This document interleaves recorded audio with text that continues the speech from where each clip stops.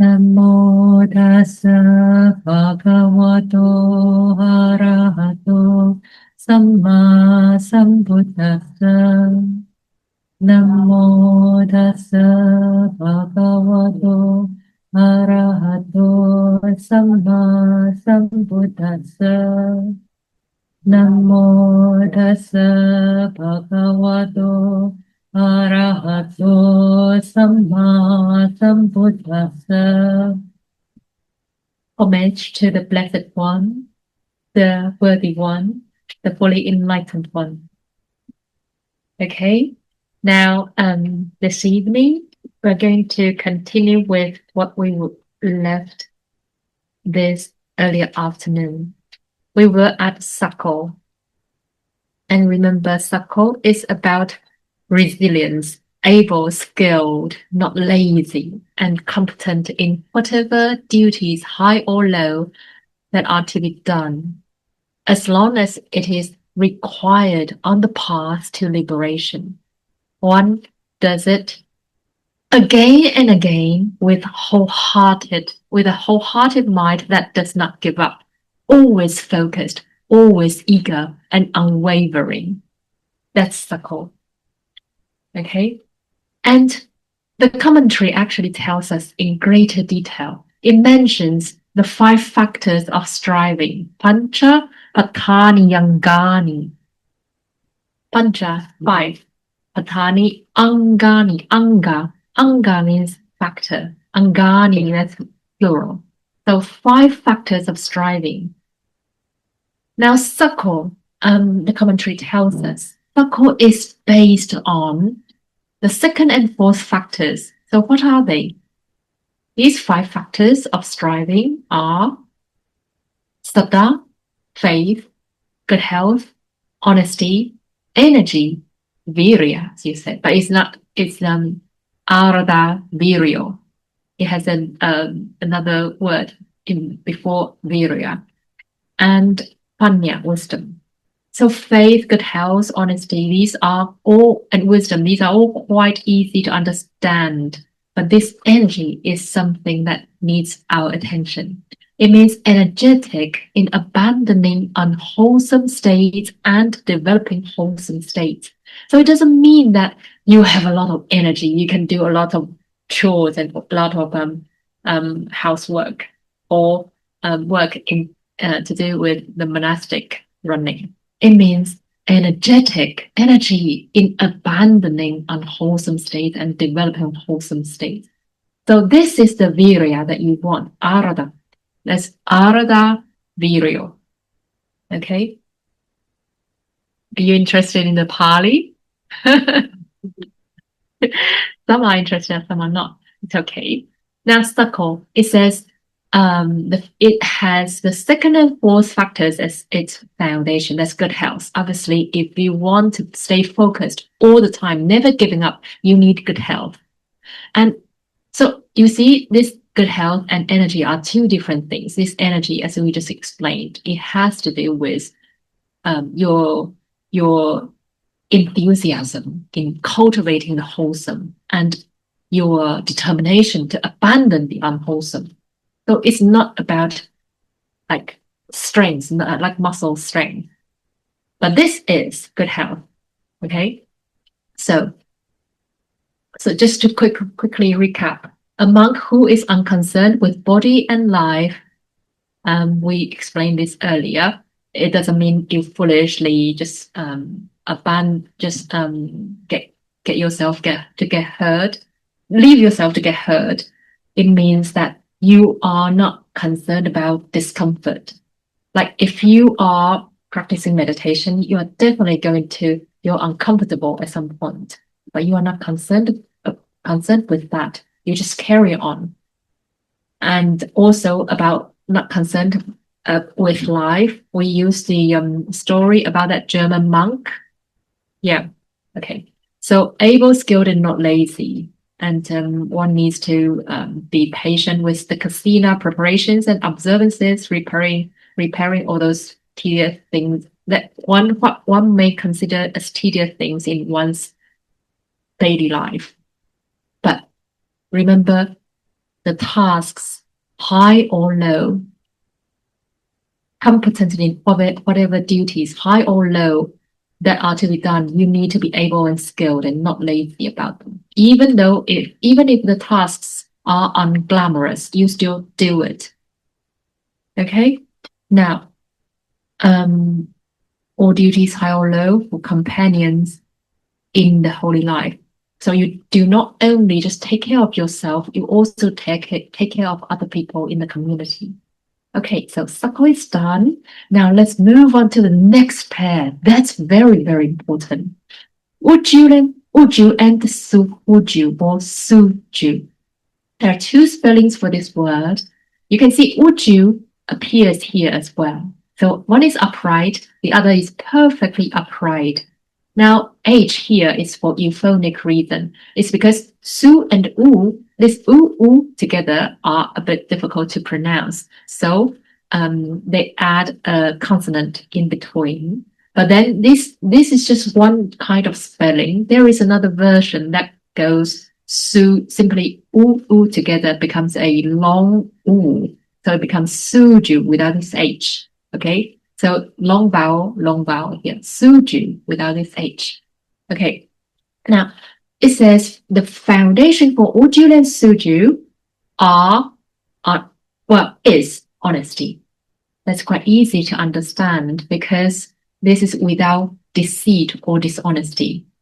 That is Uju.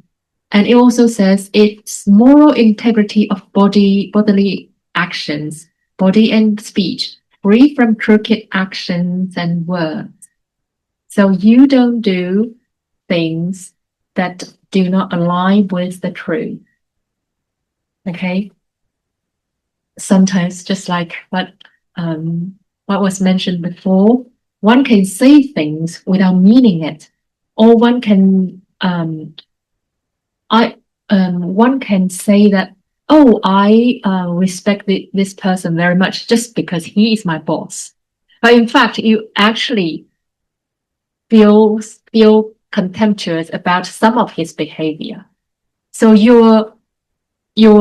while you show all those respectful behavior in front of him, in fact, deep down, you don't really feel respectful towards him.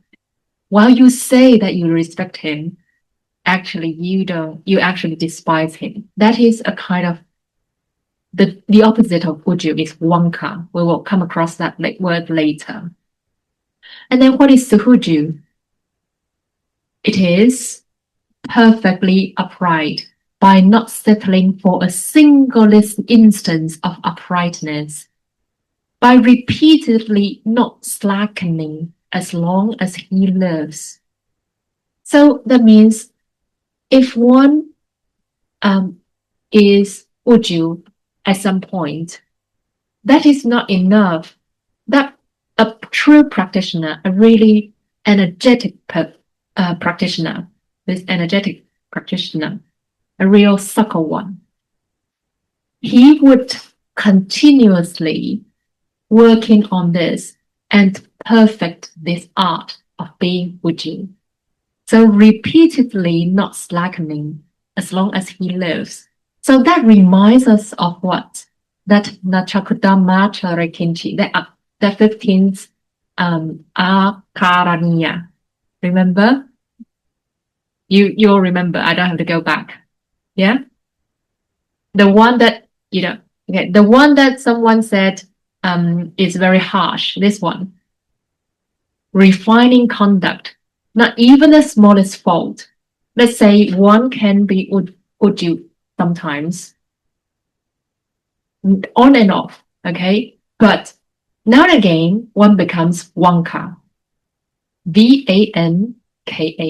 That's not Suju, not Uju.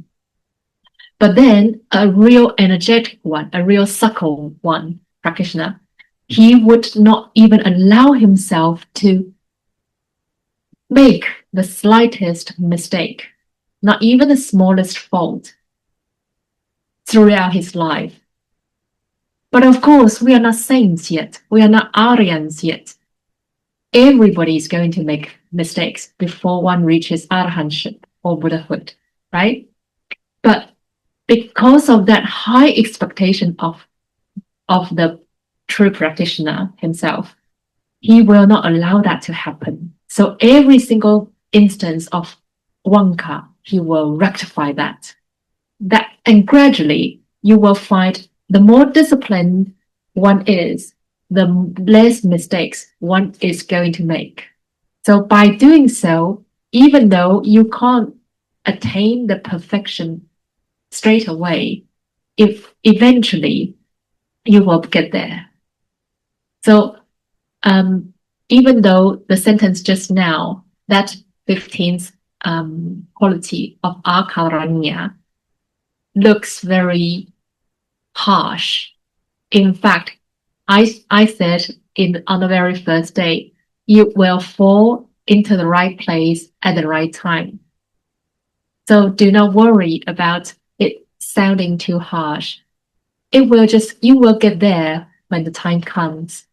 We just gradually perfect it, gradually modify our behavior, and they will get better and better. And eventually you get to the perfection, the true perfection, and that is nibbana, that is arahantship. Every saint, every holy person, every Aryan has to go through that process by eradicating the defilements little by little.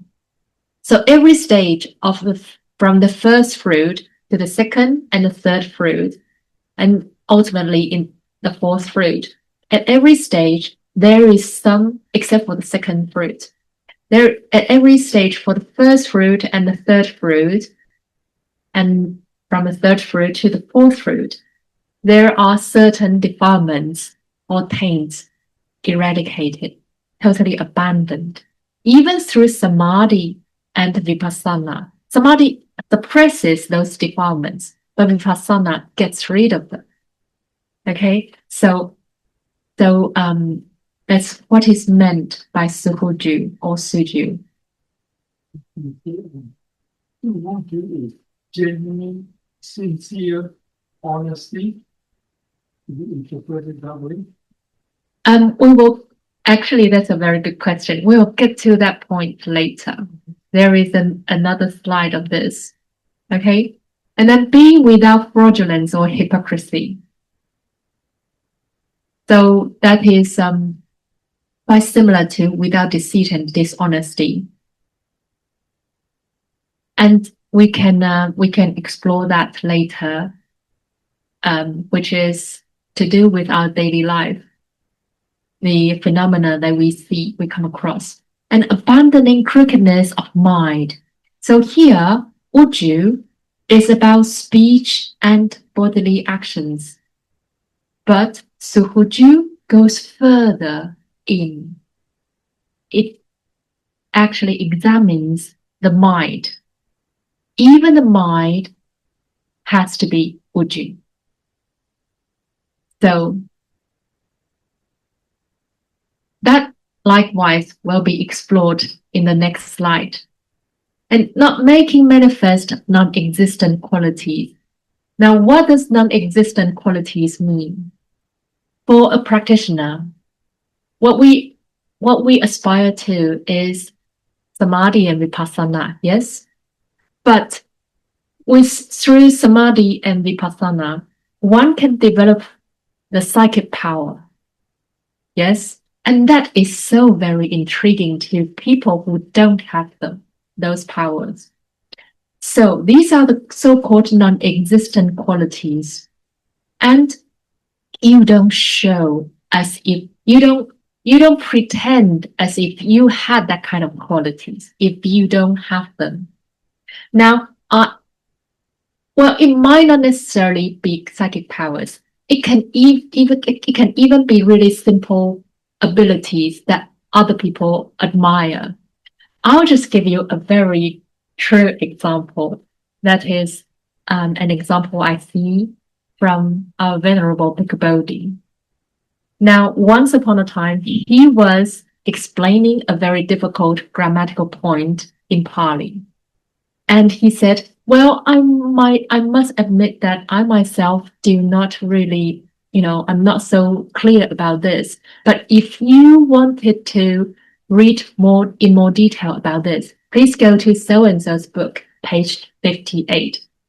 And immediately he said, well, the reason why I know the page number is because someone just asked me the question yesterday.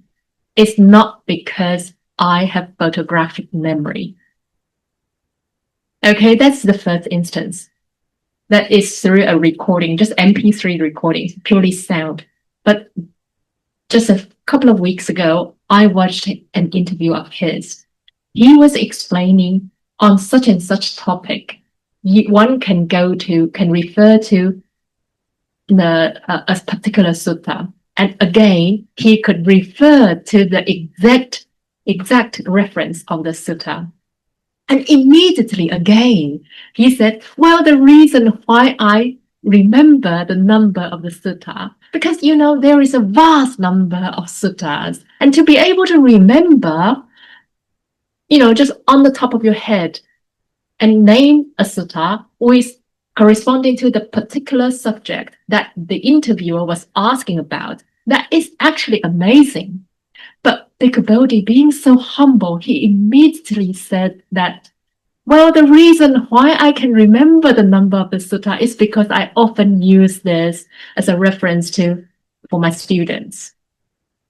Now, this is really remarkable, humility that I observe from someone of such a high stature like him. Even though obviously he has excellent memory, but he doesn't want people to think that he does, and so that people would heap on a lot of praises on him, or even more admiration for him. And the next one is not tolerating the gain that has arisen from non-existent qualities. So this is related. So what if people, a lot of people say, oh, Bhikkhu Bodhi has excellent memory and he's so knowledgeable, etc. Of course he is, but he quickly, doesn't want people to think that way, doesn't want people to reinforce the impression that way, so that people might, give him more and more offerings and a lot more praises than he already gets. So this is an exemplary instance of being suhuju. I think non-existent. Look, it is not exactly non-existent. He does have such excellent memory, but do you remember the 15 akaranya that we mentioned just now? Even the slightest wrong, he would avoid. He doesn't even want the slightest, tendency that people would be, prone to think that he has got such superb power or memory. But think of what a putujana, an ordinary person would do. Sometimes people might really enjoy people thinking that we are great, right? And we wouldn't explain. You are not telling lies, but you wouldn't want to explain. You wouldn't want to clarify. It feels so good when people think we are great. People admire us. People show respect to us. People, because of their respect and their admiration, they would be really nice to us, right? We come across such instances in life. Maybe it's not ourselves, maybe it's someone else. So to be able to avoid this kind of pitfall in practice, that is very important. And that comes from a genuine heart, genuine mind of non-crookedness. Okay? So that is really admirable. Okay, how it all comes together. Through these foundations, the monk cultivates both uju and suhuju by Aramana, Lakkhana, Upanishana, contemplation of the object and its characteristics. We will use the next slide to go through this. And the three trainings, Sila, Samadhi, and Panya, and purity of effort and purity of disposition. Prayoga, Saya, Asaya, Suddhi. Okay, through these things, through these three things, Uju and Suhuju can be cultivated. Okay, now next one. Okay. So the commentary tells us through contemplation of the meditation object, which is aramana, that is meditation object, and its characteristics, that's lakkhana, upajjhana, this very same word we just came across now. And through the first two trainings and the third training, that means three trainings, Sila, Samadhi, and Panya. And through purity of effort and purity of disposition, that's Payoga, Saya, Suddhi. One should be upright and perfectly upright. Okay, so contemplation of the object, aramana. This word refers to the object that one takes with the faculties. But anyway, for now, just understand it as, for example, metta. Okay, metta is our meditation subject or object. Okay, no, the object actually are sentient beings, various different sentient beings. So far, we have taken ourselves, a respected one, and a neutral one, and a difficult person. These are our ramanas. And the meditation subject itself is metta. Okay, well, too many technical terms, but let's just just understand this as metta, okay, for now. So you continuously placing the mind on the meditation object. May they be free from hostility. May they be well and happy. And therefore you develop calm and stability.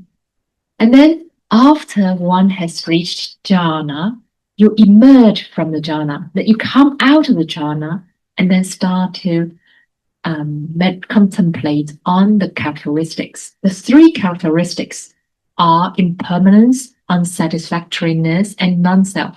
This afternoon we have gone through this. Impermanence, at least I have heard a little bit of the lecture by Venerable ChanXi. Yeah, impermanence, unsatisfactoriness. He also mentioned this. Non-self, I think. Yeah, probably. Yeah, these three all go together. So the reason why one has to reach jhana first, attain jhana first, before one contemplate on these three characteristics is because these three characteristics. To see these three characteristics, one has to contemplate, one has to grasp, apprehend an object that is constantly changing. The true, I don't know how to say that in English. It is sorry for my short of, yeah, I shouldn't have explained on something that I didn't prepare, sorry. Well, it is true phenomena, so to speak. Okay, 真实法, if you can understand Chinese. So these true phenomena, they are constantly changing. Therefore, they are impermanent. And because they are impermanent, they are unsatisfactory. Another way of translating it is suffering. Okay?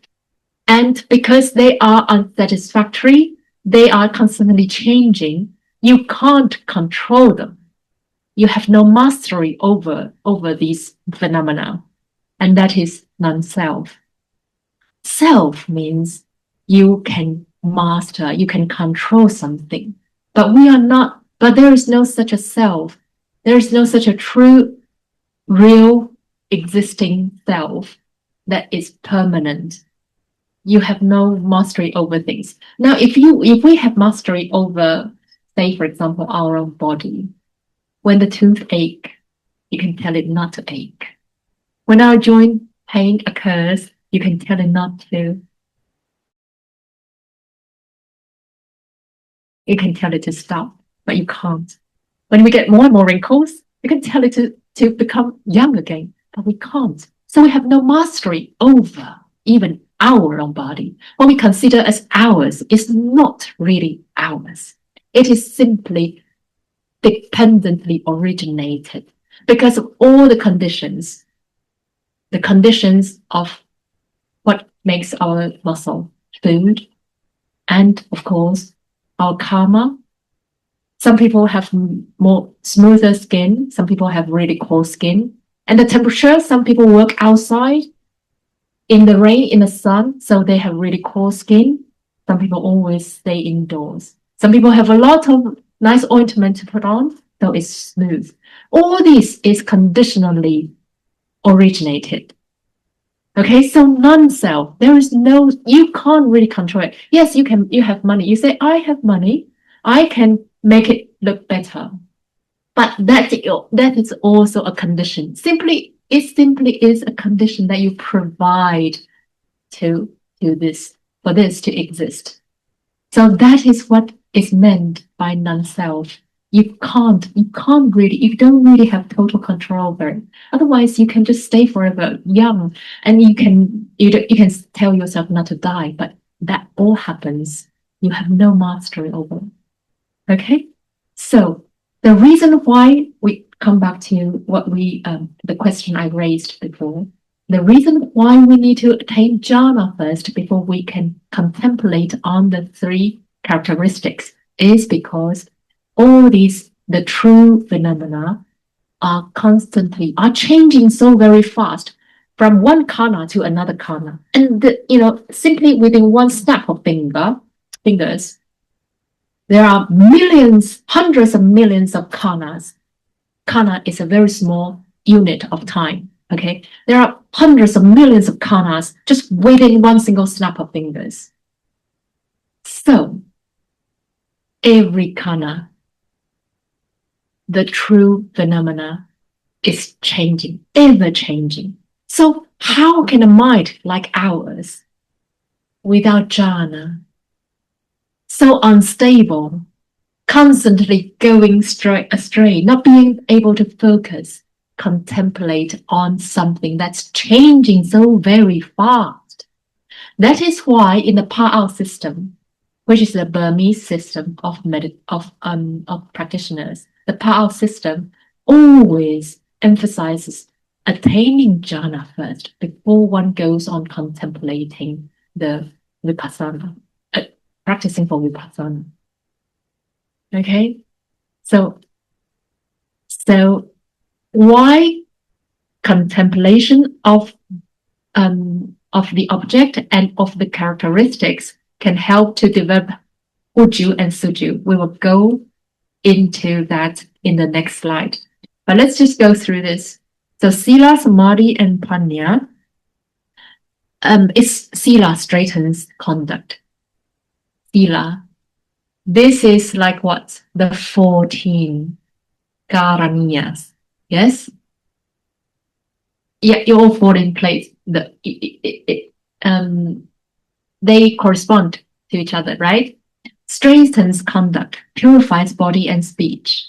And samadhi straightens the mind. It develops calm and one-pointedness and stability. And panya, wisdom, straightens understanding. It helps us to see things as they truly are. And it leads to liberation. What does it mean? They see things as they really are. What does that mean? It means you see things as impermanent, as unsatisfactory, as non-self. We often think we misconstrue what we see as permanent. Because we can't really, spot the change so fast because our mind, as I just said, our mind is not stable, just fails to see. I mean, they are changing every karma and hundreds of millions of karma. There are hundreds of millions of karma within just one snap of fingers. So changing so fast, how can our mind perceive such fast changing things? So we can't really see with our ordinary eyes and without lack of training, we can't see things as they truly are.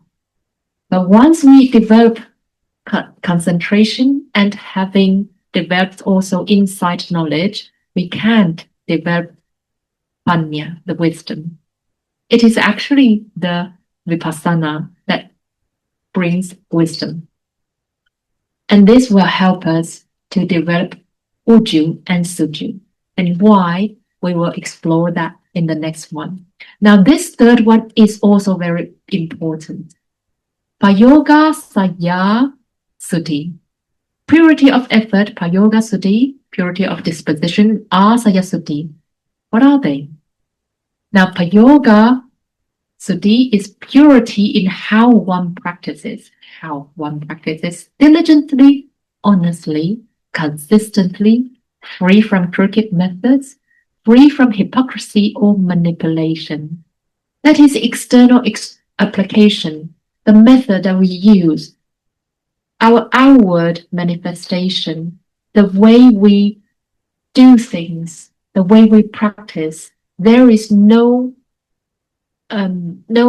crookedness, no dishonesty, no wish to take shortcuts. That is also one example of crookedness. Not being truthful to what is really required. You want to take shortcut. That is just a very good example of being crooked. But we normally wouldn't consider it as crooked, would we? It's just simply taking a shortcut. What is the big deal? But it is, because you are not down to earth. You don't want to do the so-called tedious task. You think it's too boring, too repetitive, like the characteristics of Sako. Remember, you are not Sako enough. You don't want to be like that search and rescue dog, so loyally and faithfully turning up every time, even though the master throws a frisbee at you for 1,000, 2,000 times. You don't want to be like that. You want to take shortcut. So that is no good. That is not what we want. We want one to be diligent, to be honest and consistent, free from crooked methods, free from hypocrisy or manipulation. Okay? So that's outward manifestation. And purity of disposition, the asaya purity in why one practices. Why? That means your motivation. The way your mind is. Your mind needs to be sincere in doing the practice. You don't do it half-heartedly. You need to be straightforward, no crookedness, free from hidden selfish motives. Like what? Wanting recognition, wanting to beat your colleagues, wanting people's praises. So free from craving for gain, wanting people's offerings. Wow, I'm so good. I've attained jhana. I have attained vipassana. So people really respect me, and they will give me a lot of offerings, and then give me a high status job, like a chairperson of such and such association.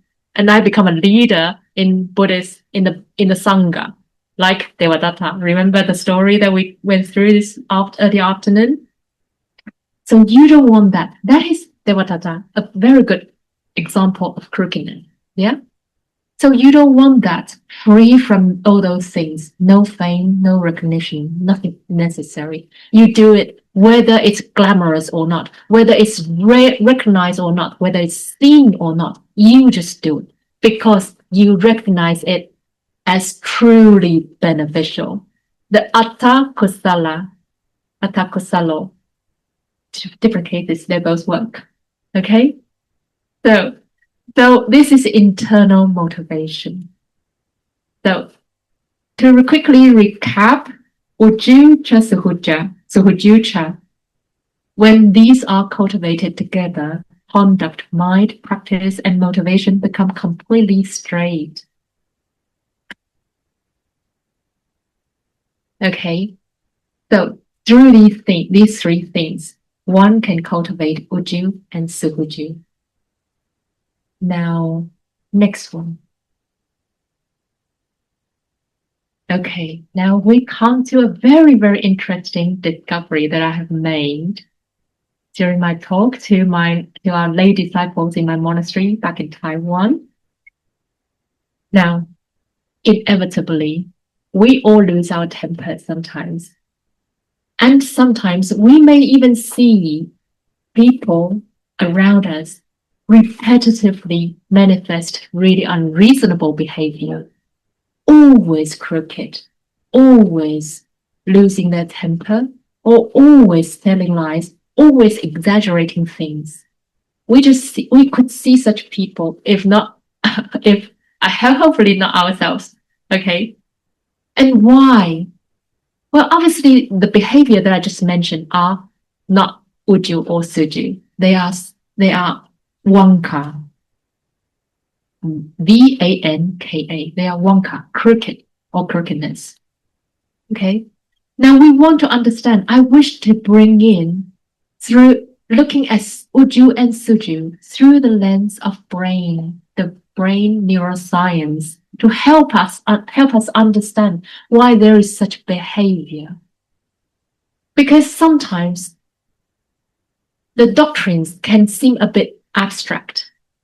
Now, if we can contextualize that in the neuroscience, the brain neuroscience, it may help us to understand. So let's dig into it. Now, this is the brain. There are two great regions of the brain. This is called amygdala. It comes from ancient Greek, which means almond, because this thing is almond shaped. Okay? Amygdala is the alarm system. And this alarm system is very fast and automatic and protective. It detects threat and mobilizes defense. As soon as it's triggered, the siren rings. Okay? So what kind of questions does it ask? Am I in danger? Will I lose something? Will I be rejected? Will I lose face? Is my welfare endangered? Is my welfare neglected by other people? So it scans constantly for threat and loss, not for truth. That's not what its concern is.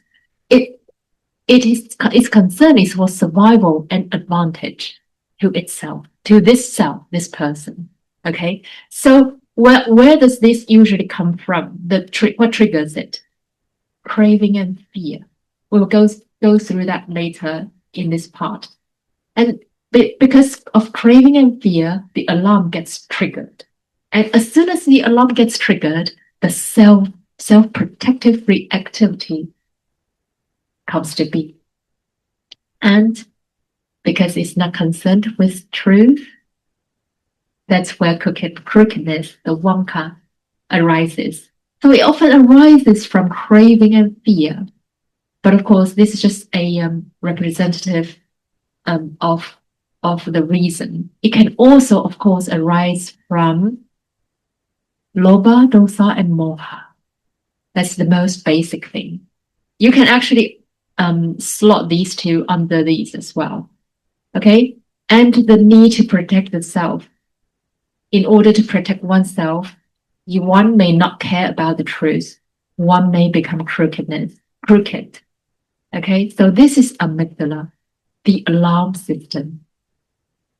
Now, the other one is prefrontal cortex. It is actually behind the bones, behind our eyebrows and forehead, this part. And its role is the wise manager.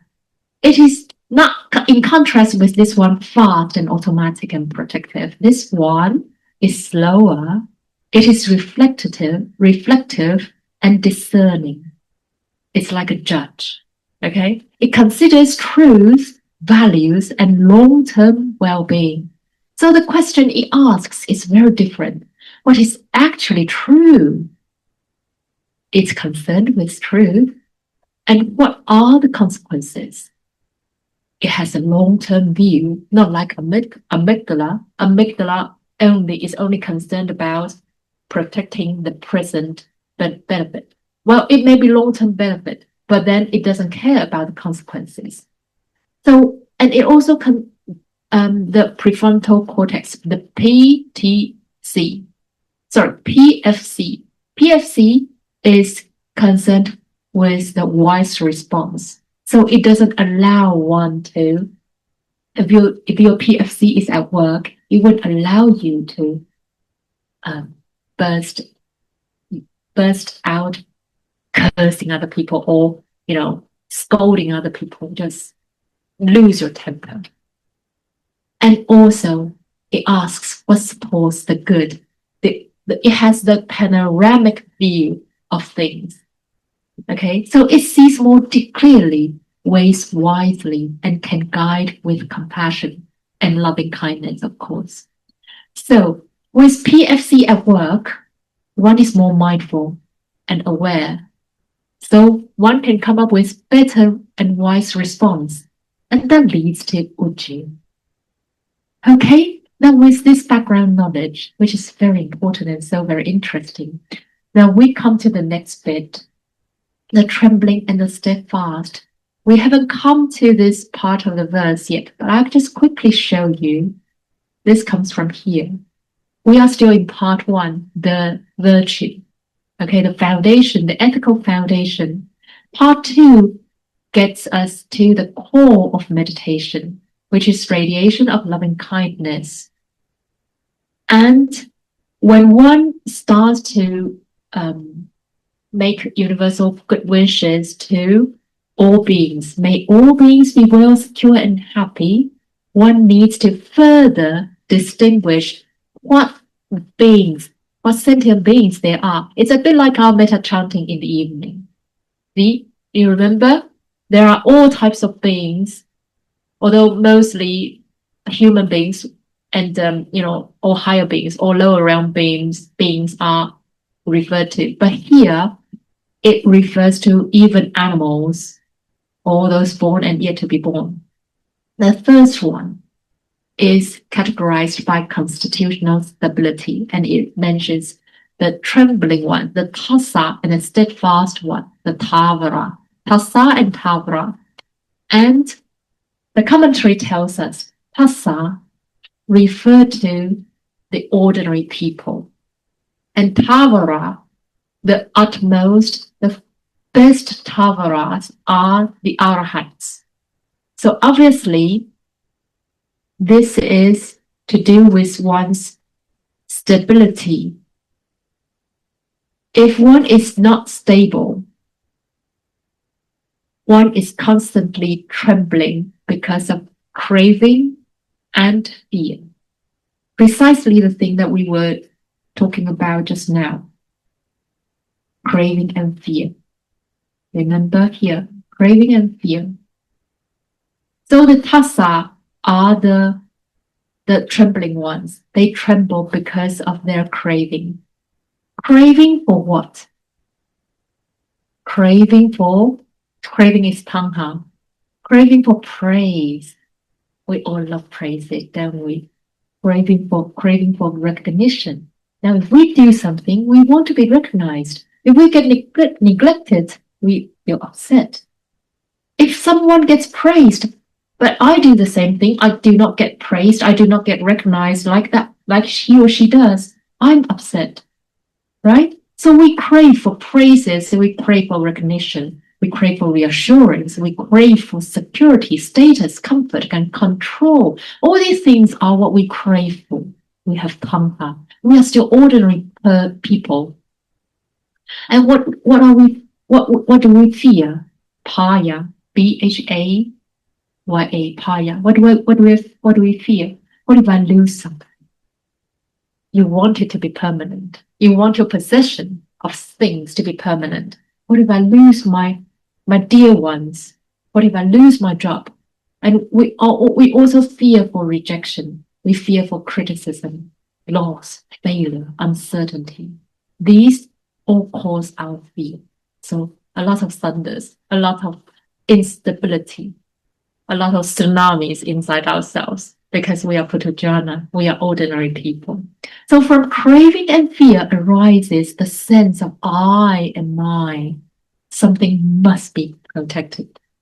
So this I and mine, the most not true stuff, the things that are completely not true, they are impermanent, they are unsatisfactory, they are non-self, completely no I, no mine, but you consider these to be true.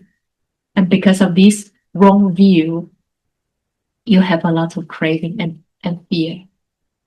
And therefore we are the trembling ones, the tassa. Okay? So that's the story. Like this, like a comic book. This is box number 1. Box number 2. Why does crookedness arise? Now the ordinary people, ordinary pattern. Because of craving and fear, I and mine must be protected. So in order to protect it, one becomes defending, concealing, manipulating, exaggerating, distorting, because I want the situation to look better for me. I want advantage to be on my side. So one can become crooked, one can become wonka, one can become deceitful, fraudulent, hypocritical, and pretending. So these are all crookedness because of I and mine, which derives from craving and fear, or even the deeper root, lobha, dosa, and moha. Okay, so box number 2 finished. The box 3. What is the turning point? Insight into non-self. So one needs to contemplate on the characteristics. Now remember what we were talking about just now.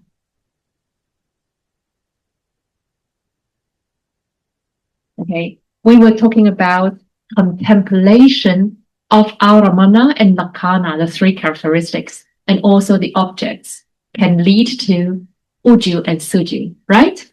So this is precisely what the practice required to develop Uju and Suju. So this is the turning point, insight into non-self, by contemplating the characteristics, anicca, dukkha, and anatta, impermanence, unsatisfactoriness, and non-self. Impermanence because everything, because all that arises changes, it is impermanent. And clinging brings stress and unsatisfactoriness. Non-self, no permanent self is found in any phenomena. We have no mastery over anything, not even ourselves, not even what we consider as I or mine. We have no mastery over it. So once we understand this through vipassana jnana, the wisdom, the knowledge of vipassana, of insight, we would know what is there to protect anyway. It is non-existent. I mean, yes, it exists when the conditions support them to exist. But if the conditions are not there, you take away one condition, 2 conditions, it starts to fall apart. You can't protect anything, and there is nothing real to protect. So when phenomena are seen as conditioned processes, no permanent self is found. No enduring I is found. No enduring mind is found. Only causes and conditions unfolding according to dependent origination. So these all tied back to what you've learned from Venerable ChanXi. So this can be, can be so real, relevant to our daily life. It is not just knowledge. to accumulate. It is something to be really perceived through practice. Okay, so wisdom sees dependent origination, paticca samuppada, with conditions, with hetu, and things arise, phenomena arise. Hetu. Pardon? Hetu is like reasons, okay? Reason or root.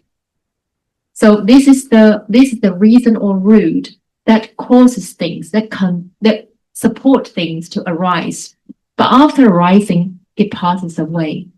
Every kana, hundreds of millions of kana, just within a snap of fingers. And then when it passes away, that is a new combination of condition. So new phenomena arises. But our eyes are so blind. We are untrained. Our untrained eyes cannot see that, cannot perceive that. So we always cannot see things as they truly are. We always have misperceptions. We think things are permanent and not changing and really pleasant and full of self. Okay, so what we call a person is a conditioned process, not an entity requiring constant protection. No one, nothing is there to protect. Okay? So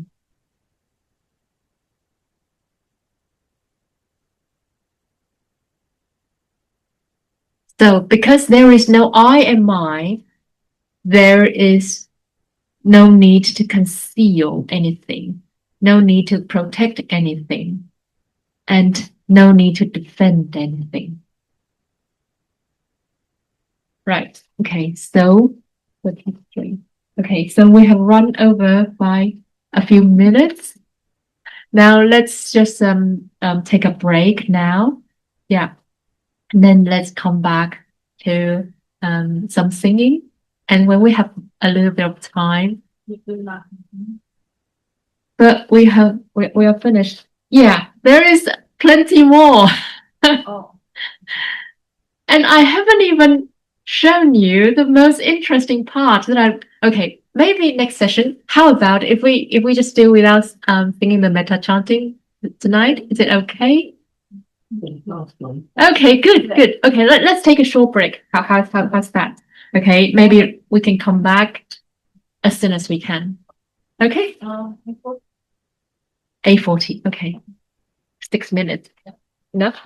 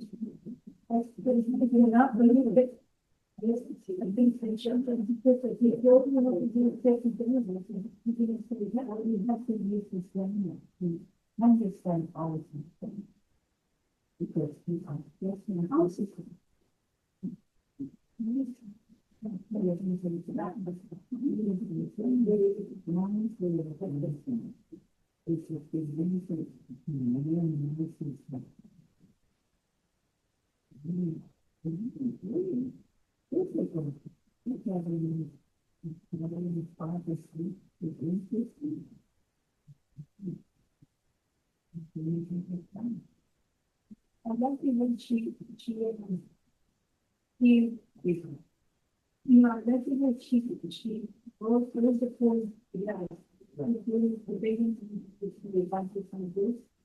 And the vehicles is this one was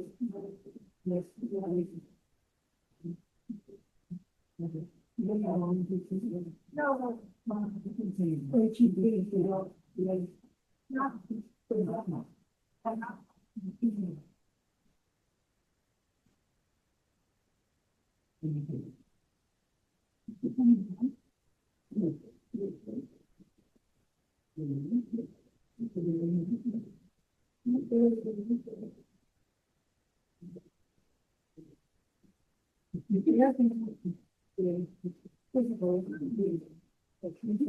no, that's what problem. You have to know how to make things. You can try to make these things. You can try to make things.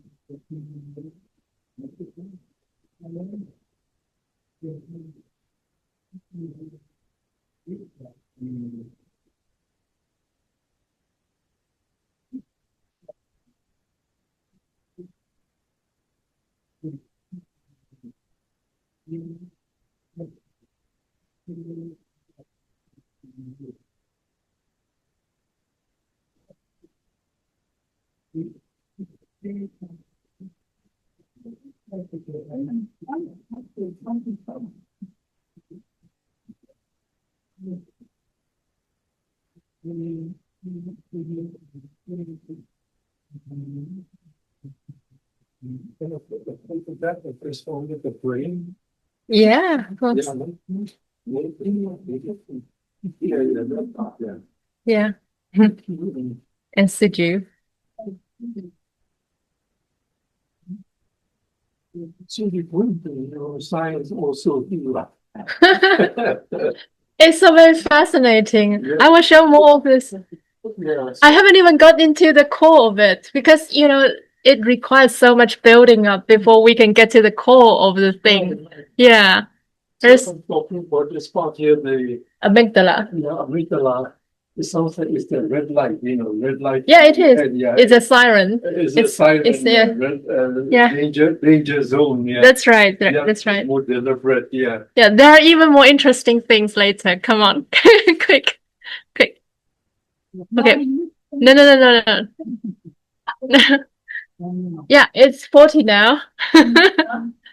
So are you all back now? Yeah? Okay. Okay, let's continue.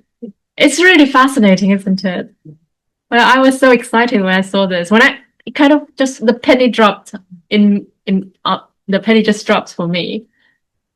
Yeah. Well, let's continue. So, because one has perceived impermanence, unsatisfactoriness, and non-self, and knowing that there is nothing to protect, no I or mine, so less identification, less clinging to I and mine. Okay? Because you now can see things as they really are. That's through Vipassana Jnana. So less craving and fear, the roots of trembling weaken. Remember craving and fear? And the very deep root for trembling comes from Loba, Dosa, and Moha. But craving and fear are the two mentioned by the commentary. So because of less craving and fear, less trembling, less alarm. So the amygdala doesn't get triggered as much because it doesn't perceive there is an I or my. So no I or my. Remember what amygdala is for. Am I in danger? Will I lose something? Will I be rejected? Will I lose face? It's my welfare. The I and my, all I and my. It only cares about I and my, not for the truth, not only for survival and advantage for mine. So it always goes into the self-protective mode. But when one sees the truth, there is much less alarm. The amygdala is less triggered. So less self-protection, less need to defend and distort. Now remember we just said, in order to protect I and my, one can become crooked and one can distort, one can manipulate. So it is all because once one has seen things as they really are. No I, no mine, nothing to protect. So no need to defend, no need to distort, no I to protect, no that image, no need to. That is why, a truly humble person, someone who has attained, or who has practiced to a high level, you will find the person far less. You will find that person not conceited, not arrogant, but absolutely humble, because there is no my achievement to uphold, no my achievement to be proud of. So that person will appear so very humble.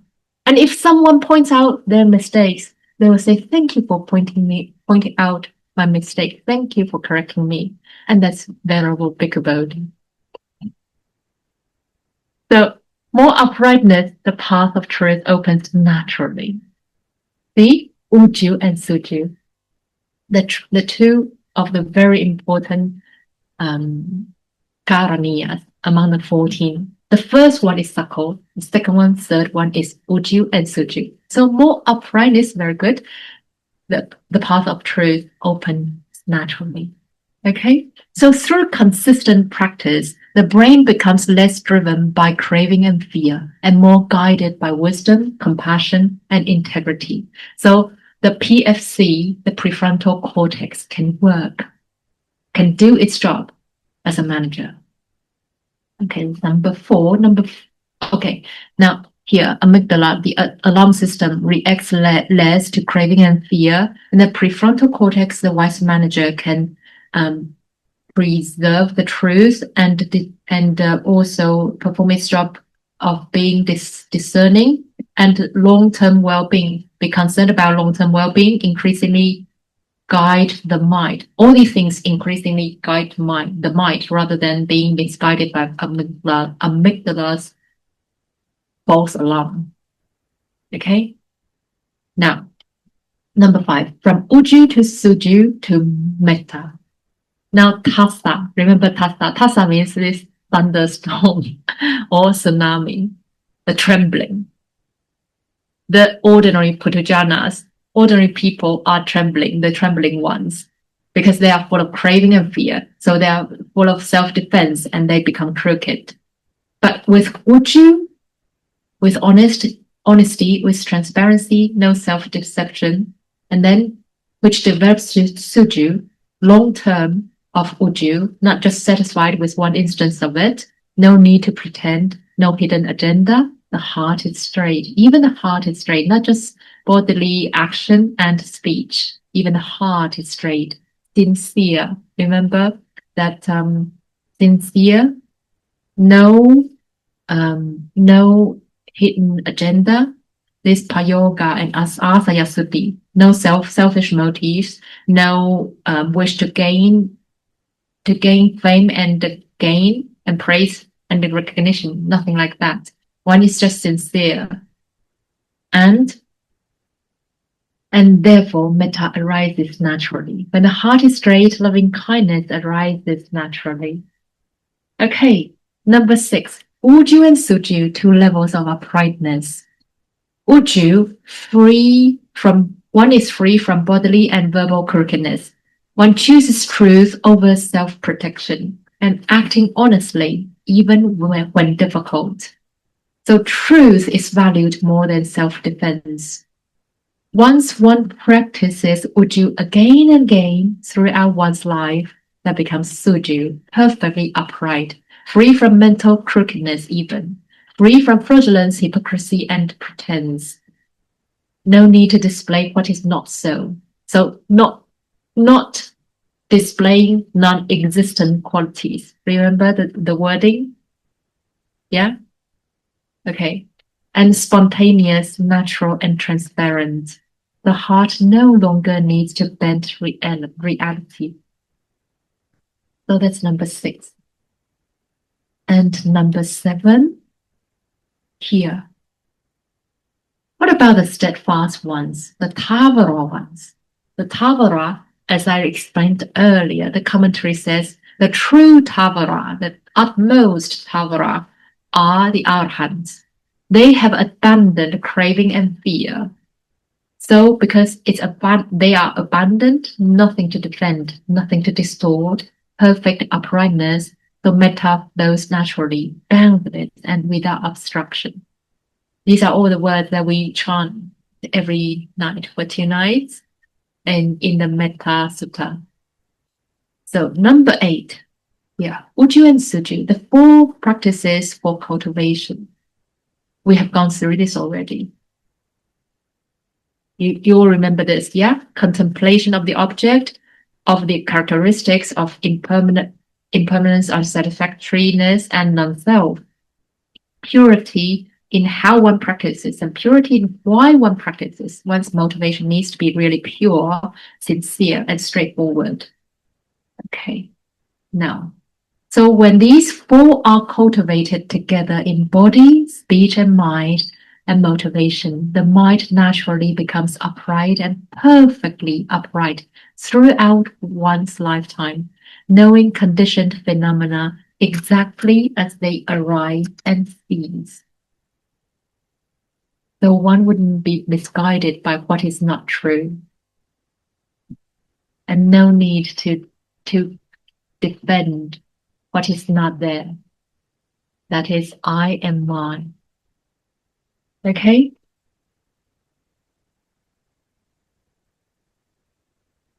So this is the end of this interesting slide. Now, okay, what we have been through now might look a bit theoretical. Now let's get into the daily life. The 3 dimensions in daily life of Uju and Wangkar. Now this will definitely be interesting to you. Uju, uprightness, Wangkar, crookedness. Okay, straight. So there are 3 dimensions that one can remain Uju or one can become Wangkar. The first dimension is inner integrity, the mental side of oneself. Whether one is deceptive to even ourselves, even oneself, that is within one's own mind. The second dimension is moral integrity, one's character. Whether one is consistent with it and with his principle and not biased. That is when dealing with other people, when one is behaving in relation to other people. So as opposed to the first one, only within oneself, whether one is deceptive to oneself or not. Okay, it will become clearer when we come to the examples. The third dimension is behavioral integrity, one's action, no manipulation, no crooked means. Okay, now let's look at the situation and in a life example. When a colleague is praised and I feel jealous, the crooked reaction would be, I quickly change the subject. I divert people's attention to their success, to their achievement, to something else, because I don't want people to pay attention to their success, to their achievement. I don't want spotlight to be on the person because I'm jealous of that person. Okay, so I quickly change the topic, or I deliberately point out their flaw and say, well, I just want the best for them. They can improve and then become better. But in fact, you simply just want to, in Chinese, we say pour cold water on someone, which means you just want to dampen their success. You don't want them to shine as they should. So that's out of jealousy. One can have such crooked behavior in speech, say something, or in their bodily action as well. So what would an upright example be then? One needs to acknowledge that there is jealousy in me. I need to recognize that. I should disguise it by saying, I just want what's best for them. So we should try and learn from it and avoid having the same behavior again. Okay, so that is a very interesting example. And then the second one, this can happen as well. Sometimes people do volunteer work, or sometimes people do charity work in order to be recognized. It's as if something to be collected, some kind of fame to be collected, and that fame brings gain. So you can see maybe some political figure, because the election is coming, they donate a lot of money and they get the journalists to come and then spread all the news how generous that person is. So good words are spread about him so that people would elect him for the position. So that is definitely wonka, definitely crooked, because that is with a not genuine motivation, but he may pretend and disguise his true motivation and say, I do it with humanitarian concern. Look how humanitarian, how noble I am, how kind I am. Or I do volunteer work and say I do it selflessly. So an upright person would be able to see it clearly. Okay, I enjoy appreciation. Okay, everyone does. But then you don't say what is not aligned with truth. You don't just say, I do it selflessly. You admit that I do enjoy appreciation. But then try and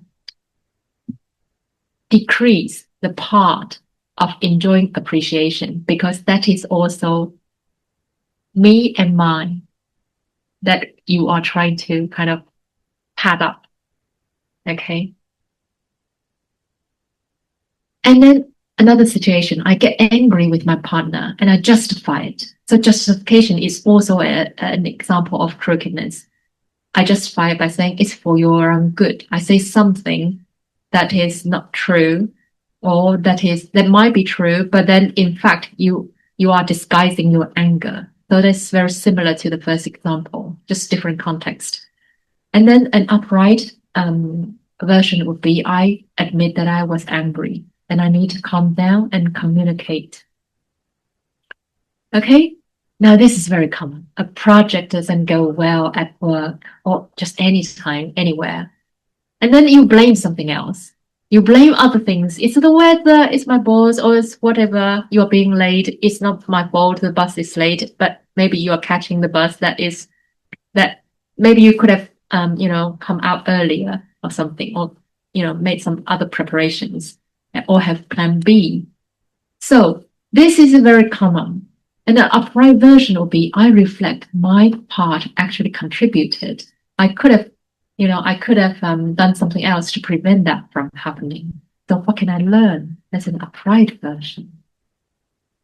In meditation, I notice restlessness and dullness, and I pretend that I'm progressing very well. Now, this could happen because in meditation retreats, a lot of times nowadays, people go in groups and do a group interview. So when other people are saying really good progress, reporting really good progress, you feel embarrassed, and then you pretend that you're progressing very well.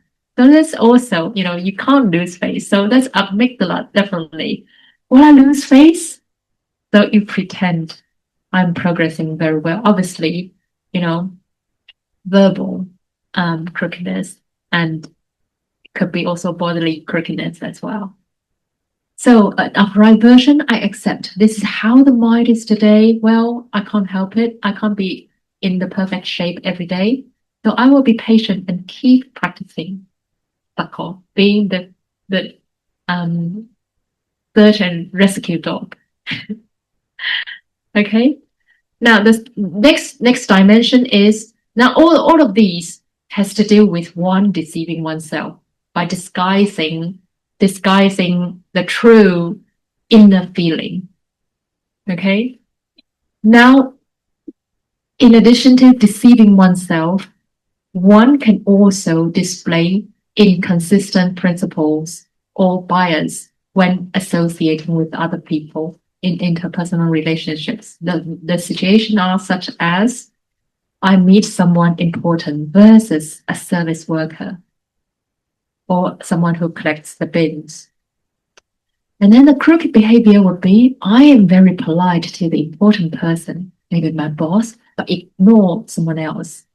But the upright person would treat both with same respect and kindness.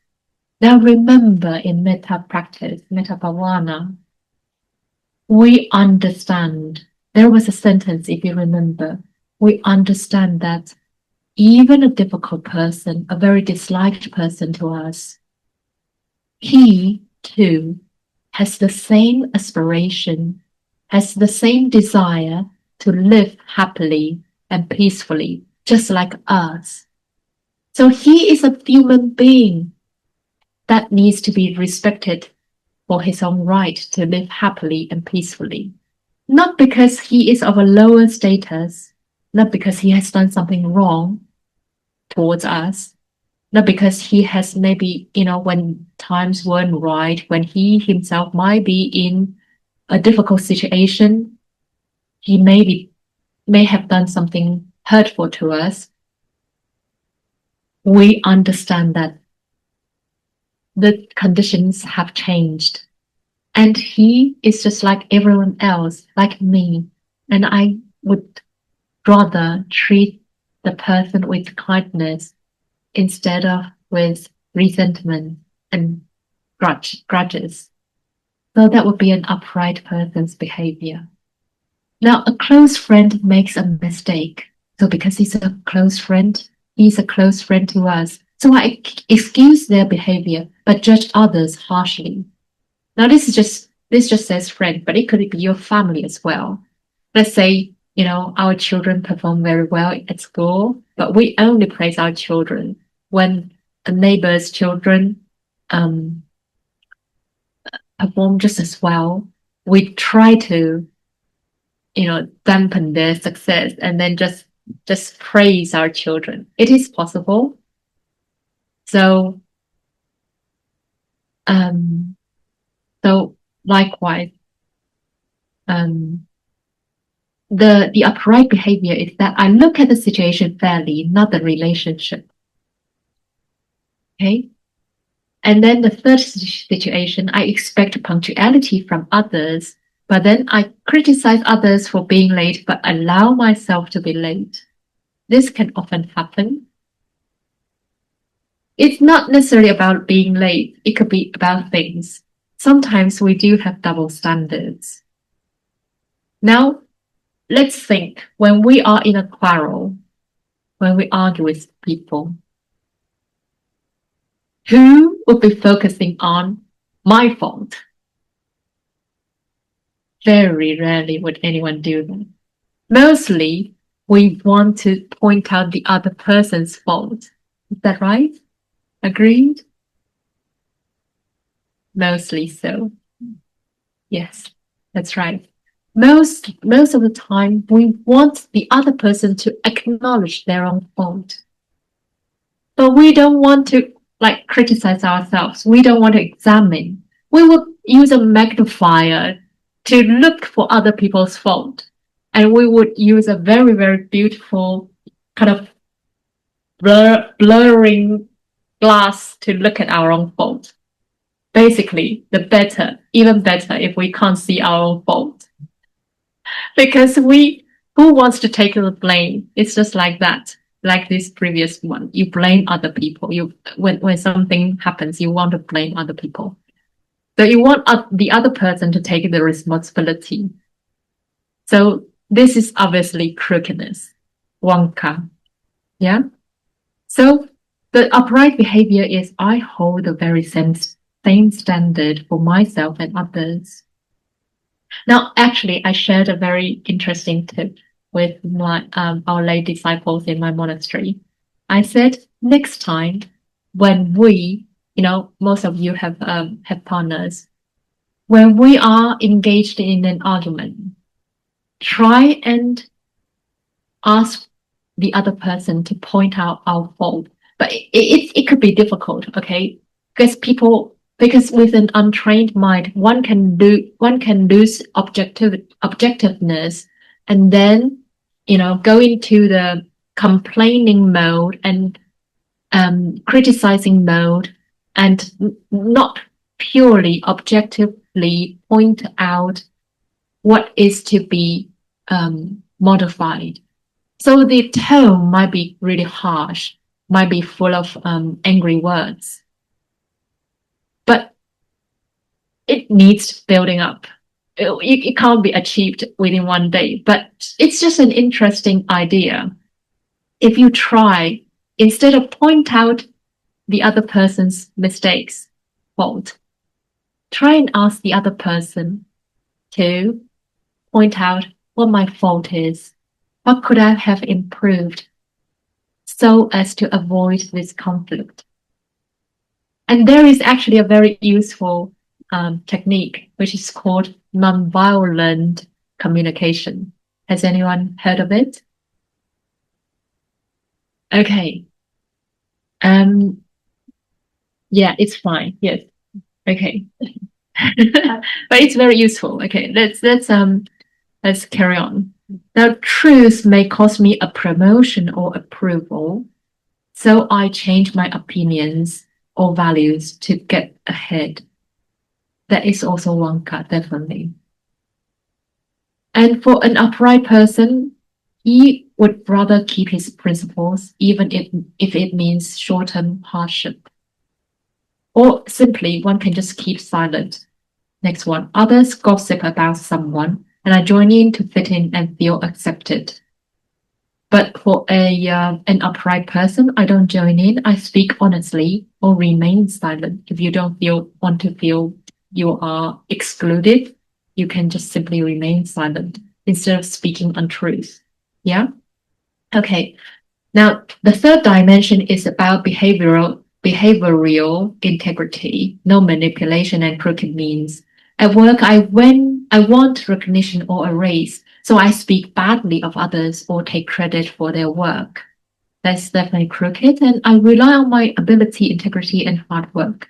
That's quite self-explanatory. There is information others need to know, and I hide deliberately the key information to keep the advantage. But an upright person will share what is necessary with honesty and good timing. This can happen when the exams are coming. In order to get better grades, you don't want to share. Maybe the teacher has, just announced something that's important. Okay, I help someone, but later remind them that I did this for you. That is a motivation matter. So I use guilt or obligation to get my way. That is manipulation. I help freely. Instead, an upright person would help freely without emotional manipulation. So there is actually a lot about emotional blackmail and moral coercing. That is all to do with crookedness, Wonka.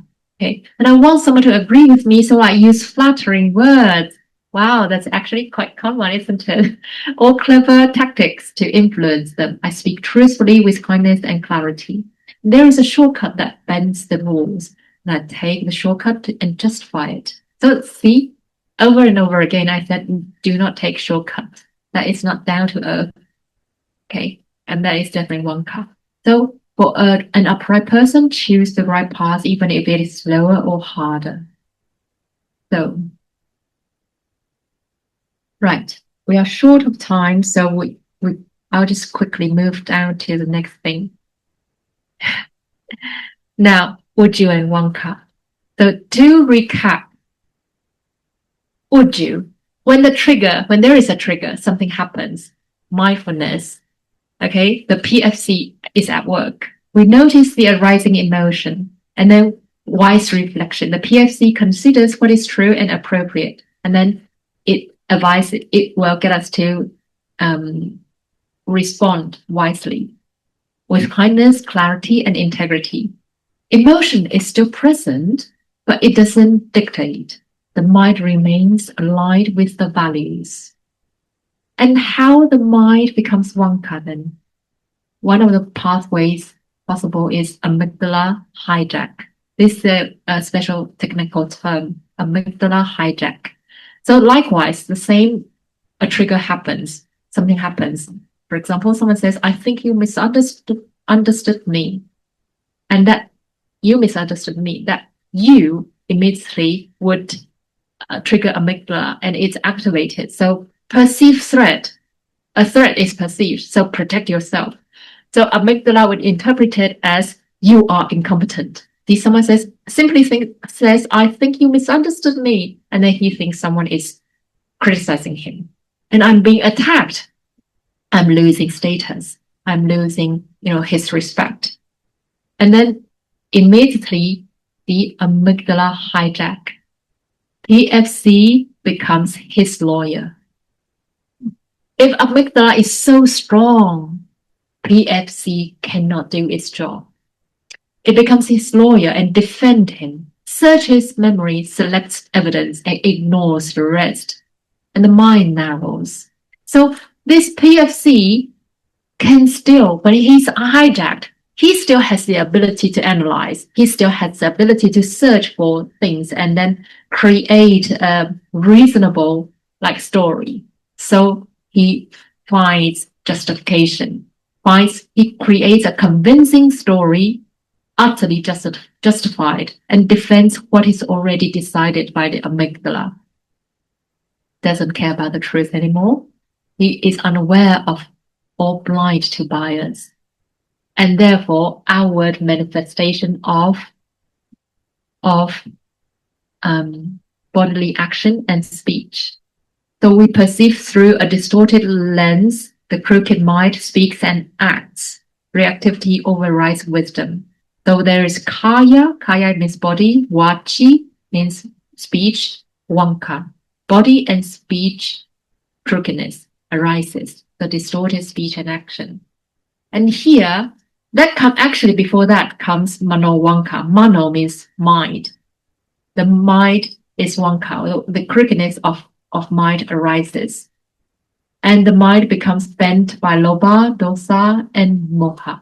So the emotion makes the decision. The PFC finds reasons to defend it. Okay? So how does meditation help then? How does it help? It strengthens the prefrontal cortex. It's scientifically based, okay? People have done research about it. Scan people's brain.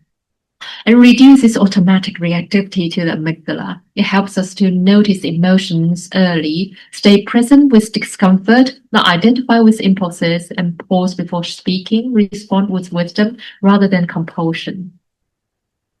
Okay? Now this is a very interesting thing. Oh, and also very important thing for you to take away. Uju and Suju in relationships, from reactivity to metta. So we know that when someone repeatedly display unreasonable behavior, that person's amygdala definitely is very hyperactive. Sometimes we hear that, someone's wife may be often giving emotional blackmail to the husband. Or we can encounter a difficult colleague who may be losing the temper very easily, or maybe always speaking ill of other people in order to get where he wants, just like the examples, the contextual examples that we gave just now. Okay, so why do people have all these repetitive behavior? Because their amygdala is hyperactive. It gets triggered all the time. It can be of various reasons, maybe from childhood, maybe from past karma that's brought into, the deep memory in the seeds, in the alaya, okay, and it brought to this lifetime. All sorts of reasons. And of course, the wrong diet can be a supporting condition that cause one's, neuroscience to go wrong. So the challenge is when we meet difficult people, that's where metta comes in. We find them selfish, defensive, unreasonable, or repeatedly hurtful behavior. And our amygdala detects that threat or significance. Well, you can ignore significance. I haven't got time to go through that. And then Vera. Vera hondu, not Vera. Not Vera, it's Vera. Vera hondu, biapaja hondu. That is negation. Here without is Vera and biapaja. That's hostility and ill will. Okay? When we encounter such people with repetitive bad unwholesome behavior, our Vera and biapaja arise. And our perception narrows, we see only their faults. So easily happen. We react, judge, and resent and hold grudges. We really don't like such people. But the Buddha teaches us what? He asks us to see the rise and cease of all phenomena. Why do these people display such repetitive behavior? And this behavior actually arises from conditions, their habits, their fears, craving and fear, tanha and paya, their attachments, their upbringing, their strengths, their innumerable causes that are unknown to us. We can't sometimes even find the causes for our own unreasonable behavior. How can we see through other people's life, this life or past lives? So innumerable causes. Nothing is fixed. All is impermanent. It's all conditionally arisen. As soon as one condition or two conditions are taken away, the behavior would change. So all is changing. Do not define a person by their unskillful patterns, their unwholesome patterns. Wisdom sees clearly that this is all conditionally arisen. Metta responds wisely. We need to know that there are reasons, just as we have our reasons, sometimes even unknown to us, to support our unreasonable behavior, or sometimes we are wanka. Undoubtedly, we are not saints, we are not Aryans. So too are the other person that we dislike so very much. It's just that their supporting conditions are more frequent and stronger than normal people maybe. So when our mind is bent, when wanka happens, we are no better than them, to be honest, because we are biased. Our perception is biased. We see only their faults and ignore their good. This is wanka. And we have Vera, hostility, piya-paja, ill will, and we are judgmental. We resent them. We feel probably morally superior to them. Why are they behaving like this all the time? Maybe a thief stealing, or someone, maybe you won't be so unkind as call them a thief, but maybe someone just likes to take advantage of public stuff and always taking things away for their own personal use. And you think, well, I wouldn't do any such thing. And then you roll your eyes. That is definitely wanka. Why? Because you are not seeing things as they really are. He is doing it. Maybe because he has always been very poor and he couldn't change his behavior just overnight. Okay, maybe that behavior could carry on for 1 decade or 2, or even throughout his life. But That is because of the reason. Sometimes we have our own habit that we can't change for our life. So why blame someone else who is just exactly the same way as we are? Right? So we could be unfair and unkind. We could be thinking that we are morally superior to other people. And we conceal, like we diverge the subject when someone is praised. Because we don't like this person, we are jealous of that person, or we just simply do not appreciate that person, even if that person is very successful or very talented. We conceal their achievement, or we discredit them, their good qualities. And that is definitely not straight and not fair. Okay, so our own reactivity, anger and resentment activate our amygdala. We become reactive and display wonka behavior, a moral conceit. You think you are superior. So our disliking and prolonged bias are themselves wonka. So we need to see the whole person. They have good qualities too. We need to acknowledge that. Be true and upright. We shouldn't conceal that part, because the definition of being upright is not concealing, not being dishonest. You need to be honest about they also possess good qualities. Maybe a thief steals because he wants to feed his family. He just hasn't got better skills to make money, to make a good lively and a right livelihood. That's all. But he still wants to look after his own family. So we need to see the whole person. They have good qualities too, and good intention too, sometimes, even if unexpressed or even if unseen by us.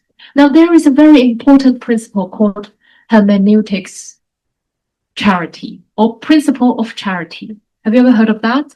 When we hear some speech, we try and interpret it in the best possible way.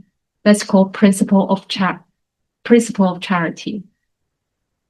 Yeah? You don't try to read the ill intention in the expression, even if it is not very well delivered. Now, there is a very good concept conveyed by someone in Taiwan. Okay. She says she can always correctly interpret what her mother incorrectly expresses. Do you understand? That means when her mom actually genuinely cares about her daughter, but she can express it with a lot of anger, with a lot of criticism, with a lot of nagging. That is incorrectly expressed. But she can always correctly interpret all those speech, because she can see that good intention underneath and ignore that. It doesn't mean she's silly. She can't see the incorrect way of delivery. She clearly knows that, but she would rather choose to abide by that principle, that principle of charity. The hermeneutics means interpretation. The hermeneutics charity, hermeneutical charity. Okay, so recall the admirable quality about that person. That is also what we used during the guidance. Remember, even if you do not know this person, a neutral person, remember, even if you don't know that person, you're not familiar with him, or even for a difficult person, you simply recall, or you simply look for the good qualities in them, and then use that good quality as a way to let your goodwill arise. That is the key of metta, seeing the admirable quality of your aramana, your object. So recall the admirable quality. In Metta Bhavana, reflect on their admirable qualities. kindness, efforts, talents, and generosity, and understand the causes. Their behavior arises from conditions. Their time for wisdom hasn't yet matured. Those conditions supporting their bad behavior simply are still there. Once the conditions are gone, their behavior would naturally change. Now, there is actually a very useful example I'll give you. Now we see pet dogs, very friendly, right? They will run to you and then hug you and kiss you. And then, you will just feel very delighted. But what about those dogs, those stray dogs in the villages where they are often suffering from people's spanking and chasing away because they are dirty and they could be carrying fleas, and also they have to fight each other for territories, right? So the two display very different behavior. Why? Different conditions. That is why when we rescue dogs from the rescue center, they could often display very aggressive or fearful behavior because of the conditions, what they suffered. Don't blame those people who look very unreasonable to you. There are reasons for those unreasonable behavior. So try to be compassionate. Try to allow your loving kindness to arise, even when we see those undesirable phenomena. Be understanding. It's all conditionally arisen. That way, we will not criticize people so quickly as we used to. That is what Buddhism is about. It's not about collecting and accumulating knowledge. This practice has to be used in our daily life. So we let our metta flow. We understand the causes. So with uprightness, we see things as they really are. We do not distort. We see that they have their own need to survive. They also want to, who would want to be? There is actually a very good sentence. No one likes to be disliked or hated. Even those stray dogs, they fight each other. They are very aggressive. That is because they have the need to survive. They don't like to be disliked either. Who would like aggressive dogs who come and bite you? No one likes that. But the dog doesn't want to be disliked. If he had the choice of being liked, if he had the privilege of being loved since his birth, he wouldn't display such behavior. Everyone wants happiness and acceptance. If they had the wisdom or had the opportunity, had the privilege to act virtuously, they surely would. We would too. Sometimes we are wonka. We are not upright. And if we had better wisdom, we know better way of doing things. Why would we want to be foolish? Right? So wisdom matures only when supporting conditions arise.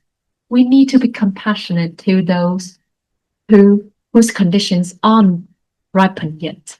So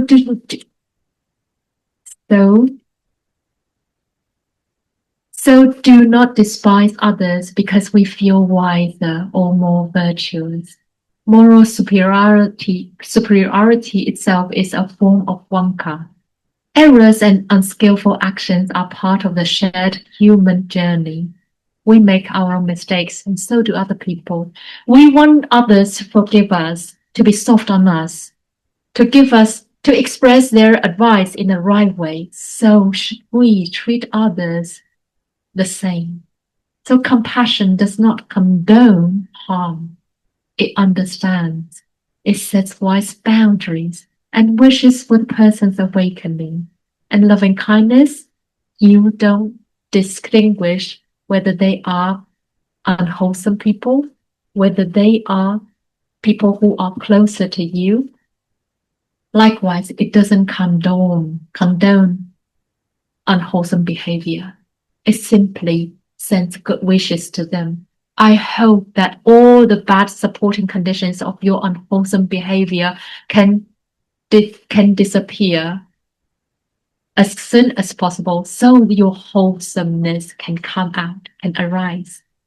Okay, so so let us work together. It is 26th part now. Let's work together. Okay? And let our prefrontal cortex not be hijacked by our amygdala.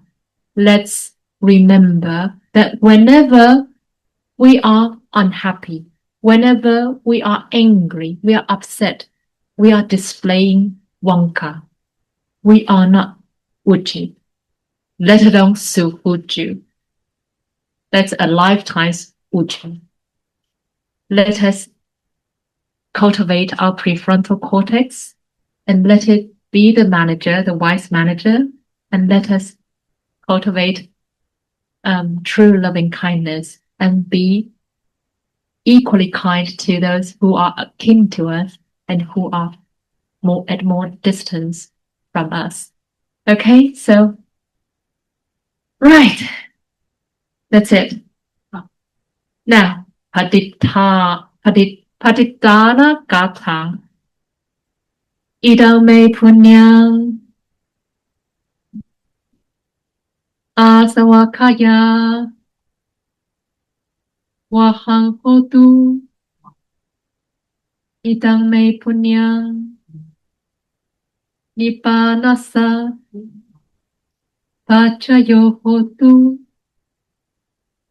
Mama punyapakang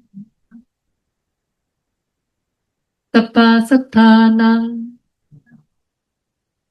pajami te sape me samang punyapakang lapantu. Okay, let's read this together. May this merit of mine lead to the destruction of the tamed. May this merit of mine be a supporting condition for the realization of Nibbana. I share this merit with all beings. May they all equally partake of this merit. Sadhu, sadhu, sadhu. Okay, thank you, everyone. Yeah, that's it with that. All right.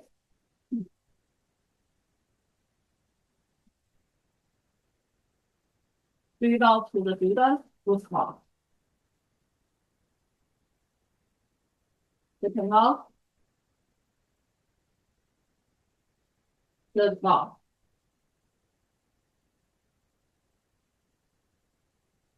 All to teacher. Thank you, everyone. I really appreciate this opportunity of exploring this topic. I haven't even shown you. There are still quite some. Yeah. Yes. So next year, make sure you come. And hopefully, by the way, actually, I made some inquiries this morning. If there are, oh, actually, Faye is here. Well, okay. If there are any like subsequent sessions, would anyone be interested? I mean, online. So that we can continue. I mean, we can finish what I have prepared for this retreat. Would it be interesting to people?